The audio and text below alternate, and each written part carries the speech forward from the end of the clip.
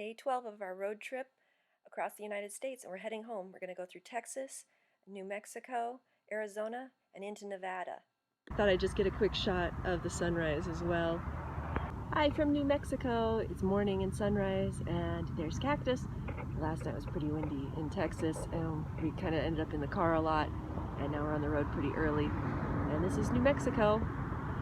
New Mexico is pretty flat and straight and arid, but we just kept driving. We're in New Mexico. Nice and sunny, a little cool. Getting into the mountains and the hills.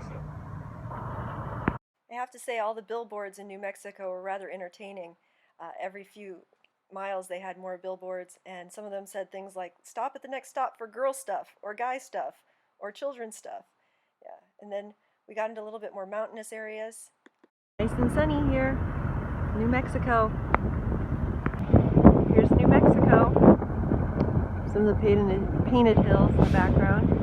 Kind of at a truck stop, so you can kind of hear some of the cars and trucks.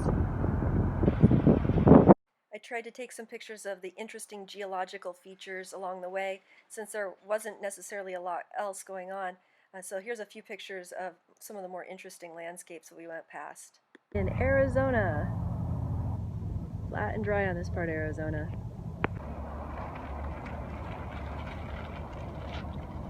So again, Arizona was pretty flat and dry, but there was some really pretty yellow flowering bushes that were in full bloom, and that was quite pretty against the blue skies. So I was going ahead and taking some of those pictures, and as we went too, there was other interesting things like some trains that we kept going past.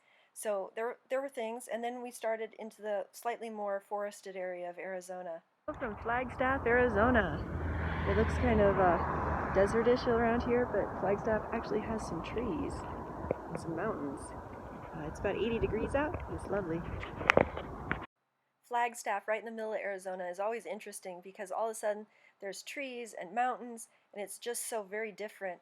And on either side of it is kind of like flat, deserty kind of roads. And so you can see we're going back into more of the like desert type roadscapes after all the trees and everything. But it's interesting. In Arizona, on the dry side, nice blue skies, a little bit of wind, mostly nice. So as we headed west in the further part of Arizona, it got really dry and desert looking. It was quite a bit different, and this kind of continued all the way into Nevada where we were going, and we were planning on camping that night.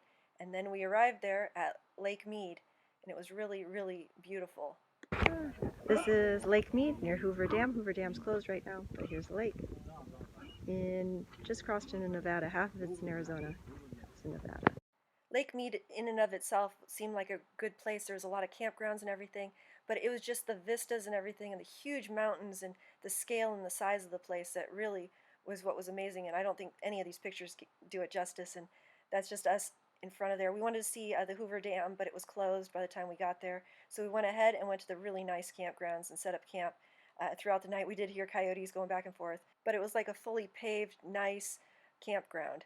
This is Lake Mead on the border of Nevada and Arizona. This is Lake Mead, and we're staying here at the campgrounds. It's actually pretty nice, and the sun is setting in the background. You can kind of see how big the lake is. It's quite large and impressive. It goes on, and Hoover Dam is somewhere, but we weren't allowed to do that.